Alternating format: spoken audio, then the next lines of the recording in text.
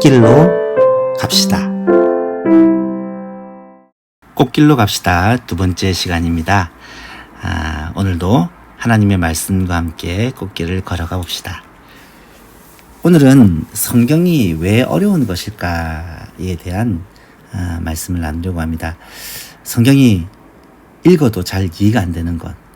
어려운 것은 누구나 한 번쯤 경험해 보셨을 거라 생각합니다. 특별히 우리 청년들이나 학생들은 거의 성경을 읽을 때마다 경험하는 것이죠. 그래서 성경이 어려운 이유에 대해 오늘 함께 살펴보려고 합니다. 첫 번째로 성경이 어려운 이유는 성경 전체의 흐름을 잘 모르기 때문입니다. 이것을 역사적, 신학적인 이해가 부족하다라고 말할 수가 있는데요. 다시 말하면 성경을 이해하기 위해서는, 성경을 쉽게 읽기 위해서는 역사적, 신학적 이해를 해야 된다는 말입니다. 그래서 성경을 잘 읽기 위해 흐름을 이해하려면 세 가지를 해야 된다고 말씀을 드렸는데요. 첫 번째는 성경 66권, 구약 39권, 신약 27권, 그래서 3927이라고 하죠. 이 성경 66권의 구성을 이해해야 된다는 거예요.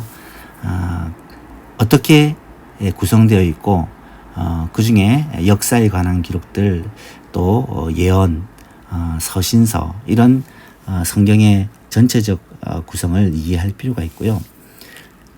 그리고 특별히 성경은 역사적인 배경이 기반이 되어 쓰여진 것이기 때문에 특별히 성경의 주된 배경이 되는 이스라엘 역사에 대한 이해가 꼭 있어야 합니다. 이것은 우리가 다음 시간을 내어서 그렇게 좀 자세히 살펴볼 것이고요. 그리고 성경 전체를 보는 관점, 어떤 관점으로 성경을 읽을 것인가 라는 것이 꼭 성경을 읽는데 필요합니다. 그래서 이런 성경 전체의 흐름을 이해하기 위한 준비가 되어 있어야 한다는 거죠. 예를 들어 보면 성경 66권의 분류가 구약과 신약으로 이루어져 있죠. 구약 39권, 신약 27권. 그 중에 구약은 역사서가 17권이고요. 선지서가 17권이고 가운데 시가서가 5권이 끼어 있습니다. 역사서는 율법서라고 부르는 모세오경과 그리고 나머지 역사서, 여호수아서부터 에스더서까지 이 역사서는 이스라엘 역사와 함께 공부를 해야 이해가 된다는 것입니다. 그리고 이 역사서의 과정 속에 선지서가 들어가는데, 선지서는 대선지서와 소선지서, 이건 분량으로 구분을 한 것인데요. 대선지서가 5권, 소선지서가 12권, 그래서 총 17권이 기록이 되어 있습니다. 그리고 시가서는 주로 다윗과 솔로몬 시대, 욥, 시편, 잠언, 전도, 아가서 이 5권의 말 그대로 시로 이루어진 문학입니다. 그리고 신약은 27권인데 우리가 잘 아는 복음서, 마태, 마가, 누가, 요한복음으로 이루어진 복음서, 예수님의 행적과 가르침을 기록한 책이죠. 그리고 역사서는 한 권입니다. 사도행전이죠. 그리고 사도행전이 쓰여질 이 당시 여러 서신을 보내게 되는데 바울 서신이 13권, 그리고 히브리서, 그리고 공동서신, 이렇게 해서 총 21권의 서신서가 기록이 되어 있고요. 마지막 예언서는 요한계시록 1권입니다.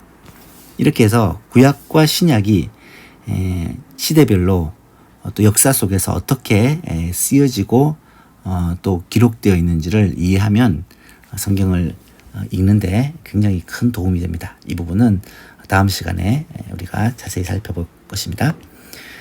이스라엘 역사를 알면 성경을 읽는데 굉장히 큰 도움이 돼요.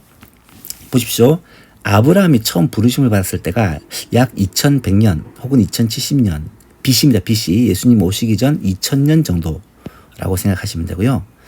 예수님의 탄생이 원래 BC와 AD를 나누는 경계가 된다고 알고 있죠. 맞습니다. 그런데 이 연도를 계산하는 사람이 실수로 이것을 정확하게 영년으로 잡지 못하고 BC 4년경에 예수님이 탄생했던 것으로 보여집니다. 그래서 BC 4년에 태어나서 29년에 예수님께서 죽으시고 부활하셨으니까 약 33년 정도를 사셨다라고 그렇게 알려져 있습니다. 그래서 아브라함이 약 BC 2000년경, 예수님이 0년경, 그리고 오늘 우리가 2000년 정도에 살고 있으니까 전체적인 이 역사의 흐름이 이해가 되죠. 다윗이 어디냐? 다윗은 1050년에 사울이 즉위를 했다면 다윗은 이로부터 40년 이후에 후에 즉위를 했으니까 BC 1010년경 약 1000년경 약 BC 1000년경에 다윗이 왕위의 자리에 있었다라는 거예요. 여러분 그럼 보십시오. 아브라함이 약 2000년, 다윗이 약 1000년, 그리고 예수님이 0년. 아브라함과 다윗의 자손 예수 그리스도의 세계가 물론 아브라함과 다윗의 그 중요도도 있지만 시대적으로 볼 때도 BC 2000년, BC 1000년, 그리고 BC 0년 예수님까지 구약의 역사가 이 2000년의 역사가 이렇게 간단하게 정리가 되죠. 물론 아브라함 이전에 아담까지 가면 BC 약 4000년까지 간다라고 이해를 할 수가 있습니다. 이스라엘 역사시대를 쭉 보시면 족장시대, 우리가 아는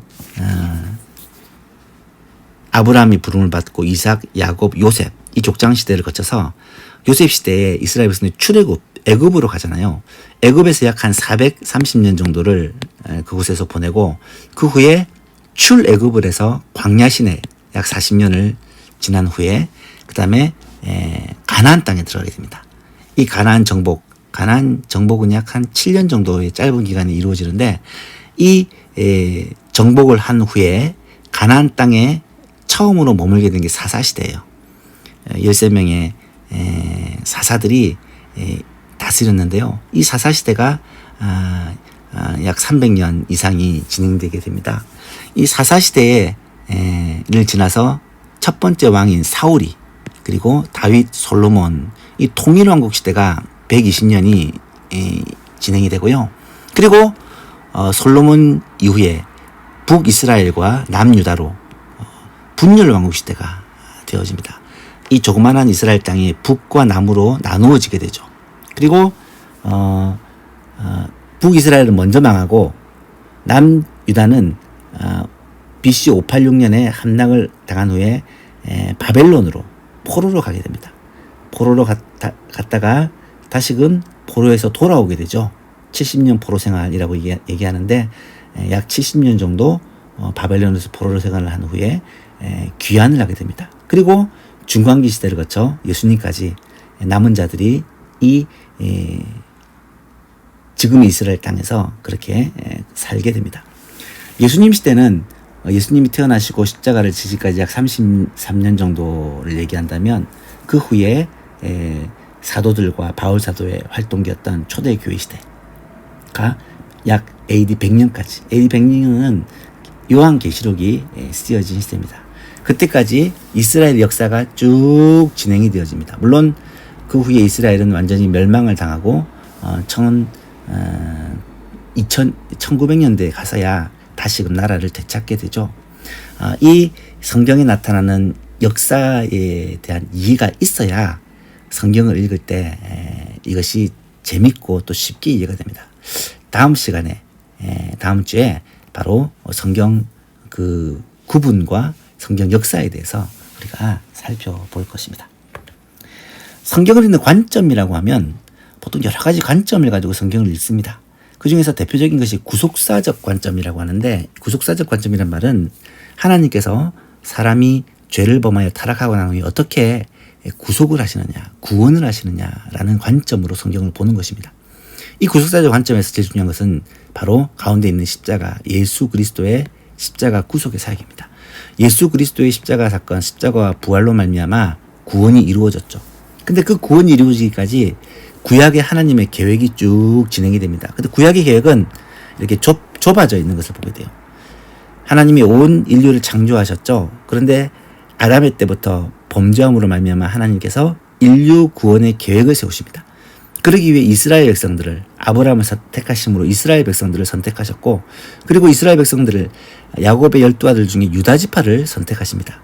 그 중에서 또 북이스라엘과 남유다가 갈라지고 난 후에 다 포로로 잡혀갔는데, 포로로 잡혀갔다가 남은 자들이 다시금 돌아오게 됩니다. 그 남은 자들 가운데 결국 예수 그리스도가 태어나게 하시고 예수 그리스도의 십자가 구속으로 말미암아 구원 사역을 완성하신 후에 이제는 이 구원의 복음을 점점 확장 되어져 가는 것을 보게 됩니다. 처음에는 12제자를 사도로 부르시고 파송하죠. 그리고 그들을 통해 초대 교회가 세워집니다. 예루살렘에 또 온 유대에 사마리아에 땅끝까지 퍼지게 되는데 바울 사도를 통해 특히 열방의 교회들이 세워지고 오늘 우리에게까지 복음이 전해지는 이 복음의 확장이 이루어지고 있습니다. 그래서 이런 관점에서 성경을 읽으면 하나님께서 사람을 구원하시기 위해 예수 그리스도를 보내시고 그로 말미암아 이 구원의 복음을 또 온 세계에 전하여 구원하시는 이 사역을 감당하는 것, 이것이 구속사적인 관점이다라고 말할 수가 있겠죠. 성경이 왜 어려운 것일까? 두 번째로 성경에 나오는 건축물이나 물건들을 직접 본 적이 없기 때문입니다. 이것을 고고학적 이해라고 표현할 수 있는데요. 성경에 나오는 모든 것들을 직접 눈으로 본 적이 없기 때문에 와닿지 않을 수밖에 없죠. 너무나 좀 우리와는 동떨어진 얘기를 많이 합니다. 그래서 사진이라든지 그림으로라도 볼 수만 있다면 성경을 이해하는 데 크게 도움이 될 것입니다. 그래서 앞으로 성경을 공부할 때 이런 사진이나 그림을 통해 성경에 나오는 이런 지명들, 또 이런 건축물들, 이런 물건들이 뭔다라는 것을 알게 되면 성경을 읽을 때 훨씬 더 재밌고 쉽게 된다는 거죠. 예를 들면 성막이라는 것이 출애굽 25장 이하에 아주 자세하게 길게 나타나는데 글로 써 있기 때문에 무슨 말인지 도저히 와닿지가 않아요. 근데 그것을 그림으로 표현하면 너무 간단합니다. 성막을 이 성막 자체는 성소와 지성소로 이루어지는 집으로 만들고, 그리고 성막들은 이렇게 길이가 50m, 너비가 25m 정도 되는 그러한 넓은 뜰을 만들게 됩니다. 이곳에서 광야의 이스라엘 백성들이 제사를 드렸던 곳이죠. 성소와 지성소 안은 어떻게 생겼느냐? 들어가 보면 이런 식으로 되어 있습니다. 지성소는 정사각형 모양이고요. 성소는 좀 긴 직사각형 모양입니다. 지성소 안에는 오직 언약궤 한 가지만 들어있어요. 근데 성소에는 세 가지가 들어있습니다. 문을 열고 들어가면 오른편에 떡상이 있고요. 왼편에 문호라라고 하는 이 등잔대가 있고요. 앞에 분향단이 놓여 있습니다. 이 세 가지 언약궤까지 전부 다 조각목으로 만들고 순금으로 다 쌓여 있기 때문에 이 성소와 지성소 안에 있는 물건들은 다 금이다라고 생각하시면 이해가 쉽습니다. 물론 등잔대는 전체를 금으로 금 한 달란트로 쳐서 만들었습니다. 이런 기구들을 직접 눈으로 보면 이게 이 말이구나. 특히 등잔대 같은 경우는 기둥이 있고 세 가지가 왼쪽에서 나오고 오른쪽에서 나오고 살구무늬에 꽃받침이 있고 이 무슨 말인지 도저히 이해가 안 되는데 그림을 보시면 이런 거구나라는 것이 너무 쉽게 이해가 됩니다. 앞으로 출애굽기를 할 때는 이런 그림을 통해서 성소를 이해하고 성전을 이해하고 그렇게 하도록 할 것입니다. 성경이 왜 어려운 것일까? 세 번째로 성경 인물들의 형편과 상황을 모르기 때문입니다. 이건 문화적 이해라고 하는데요. 여러분 생각해 보십시오. 오늘날에도 국가와 지역에 따라서 사람들의 사고방식과 생활 양식이 많이 다르죠. 우리나라, 일본, 중국 같은 동양권인데도 다르고요. 미국, 서양권은 더 많이 다르고요. 또 시대에 따라서 요즘은 신념이며 강산도 변한다고 하는데 시대가 지나면서 모든 것이 바뀔 수밖에 없습니다. 그런데요, 성경의 기록들은 지금으로부터 적어도 수천 년 전에 저기 먼 나라에 살았던 사람들의 이야기를 기록한 것이기 때문에 이것을 이해하려면 이에 대한 연구가 필요하지 않을 수가 없는 거죠. 그래서 이런 문화적인 이해를 해야 성경이 쉽게 이해가 되어집니다. 이것은 워낙 방대한 양이기 때문에 다 하나하나 살펴보기가 쉽지가 않은데요. 그래서 제가 이 부분에 대해서 참 많은 도움을 얻는 책을 하나 소개시켜주면 제 서재에서 찍은 사진인데 열린다 성경 시리즈가 7권 있어요. 류모세 목사님은 그곳에서 거의 대부분의 생애를 보내시면서 이 유대인들, 이스라엘 사람들의 그들의 생활 풍습과 또 그들의 성경을 이해하는 그 방식이 우리와 좀 다르다라는 것을 깨닫고 이 열린다 성경 시리즈를 기록을 해놓았어요. 너무 재밌습니다. 제가 심심할 때 재미로 읽는 책들인데 거기에 보면 우리는 이렇게 생각했는데 사실은 이스라엘 사람들은 전혀 다르게 이해하는 그런 내용들이 굉장히 많습니다. 그래서 성경을 이해할 때 굉장히 많은 도움을 주는 책이기도 합니다. 뭐 이런 문화적인 관점으로 성경을 이해하는데 또 도움을 받는다면 성경을 더 재밌게 읽을 수가 있게 되겠죠. 네 번째로 성경이 왜 어려운 것일까? 성경이 배경이 되는 지리에 대해서 잘 모르기 때문에 지리적 이해라고 말할 수 있는데요. 그래서 성경을 읽기 위해서 저는 무엇보다도 지도가 굉장히 중요하다고 생각합니다. 특별히 역사적인 기록들은 성경 지리를 모르고 읽으면 전혀 실감이 나지 않습니다. 그리고 엉뚱하게 이해할 가능성이 많습니다. 그래서 저는 성경 연구는 항상 지도와 함께 해야 되는 철칙이 있어요. 전에 우리가 성경을 공부할 때도 지도를 가지고 공부를 했고 지도책 같은 것을 사실은 성경을 좀 읽기 위해서는 하나 정도 가지고 있을 필요도 있습니다. 우리 성경을 공부했던 팀들은 다 지도책을 하나 구입을 했었죠. 그죠? 좋은 지도책 이런 것을 또 소개도 시켜주고 지리에 대해서 지도에 대해서도 그렇게 소개를 시켜주는 그런 시간을 가질 것입니다. 예를 들면 우리가 바울의 선교 여행에 대해서 설교를 했었죠. 수요 기도회 때. 그때 이 지도를 가지고 선교 여행 이 전체 루트를 살펴보았습니다. 1차 전도 여행, 2차 전도 여행, 3차 전도 여행. 그냥 글로 봤을 때는 무슨 말인지 하나도 모르겠는데 지도를 가지고 함께 보니까 바울이 이런 루트로 전도 여행을 다녔고 여기 나오는 에베소, 뭐 데살로니가, 고린도, 뭐 이런 비시디아, 안디옥, 이고니온, 루스트라 이런 말이 붕 뜬 얘기가 아니라 여기 있는 도시 이름이구나. 그래서 이 에베소를 비롯한 7교회가 이 소아시아 지역 이것이 어떻게 보면 이스라엘을 중심으로 해서 땅 끝이 될 수도 있겠구나. 이런 의미로 이해가 될 수가 있다는 것입니다. 그래서 지도를 보시면 그런 성경의 내용들이 굉장히 쉽게 이해가 되는 경우가 많아요. 앞으로 지도도 우리가 쭉 살펴보면서 함께 성경을 공부해 갈 것입니다. 마지막 5번째로 성경이 왜 어려운 것일까? 제일 중요한 이유죠. 성경을 전체적으로 안 읽기 때문입니다. 말씀 묵상도 꽤 중요합니다. 매일매일 말씀을 읽고 묵상하는 것. 하지만 성경을 전체적으로 읽는 통독도 굉장히 중요하다고 저는 생각합니다. 통독. 성경을 쭉 읽는 것이죠. 왜냐하면 하나님께서 성경 우리에게 주실 때 이것을 쭉 읽도록 그렇게 주신 책이기 때문에 우선적으로는. 예를 들어서 편지를 보내는데 이 편지를 하루에 한 페이지씩만 나누어서 읽는 사람이 있겠어요? 서신서가 길다고 16장까지 이루어졌다고 16장을 하루에 한 장씩 해서 16일 동안 읽겠습니까? 아니죠. 서신서는 편지는 그냥 다 읽는 거잖아요. 똑같습니다. 성경을 통으로 읽는 이런 훈련이 꼭 필요합니다. 성경이 어렵게 느껴지는 가장 큰 이유는 성경을 잘 읽지 않기 때문입니다.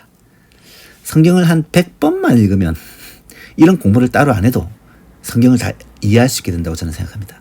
사실 제가 제 나이만큼 읽은 것 같거든요. 벌써 나이가 50이 가까워지고 있는데 50번 정도만 읽어도 성경 전체 내용이 머릿속에 들어와 있어요. 그런데 한 쭉 읽어서 50번이 대단하게 느껴지지만 1년에 한 번만 읽으면 자기 나이만큼 읽을 수 있습니다. 물론 조금 더 열심히 내면 2번씩 읽으면 자기 나이보다 많이 읽을 수도 있고요. 그러면 성경이 훨씬 이해가 쉬워집니다. 거기다가 성경 공부를 겸하면요. 이거는 금상첨화입니다. 그래서 저는 성경 공부는 성경 읽기와 꼭 같이 해야 된다라고 말하고 싶어요. 그래서 성경을 공부하는데 읽지 않고 공부하면 말 그대로 뜬구름 잡는 얘기가 되고 말 수 있습니다. 반드시 성경을 읽으면서 성경 공부를 참여해야 됩니다. 그래서 이번 주에 읽을 말씀, 금주에 읽을 말씀, 창세기 12장에서 26장까지 이스라엘 민족의 시작, 그 중에서 족장 중에 아브라함과 이삭의 이야기입니다. 재밌어요. 정말 스토리도 너무 재밌고 쉽습니다.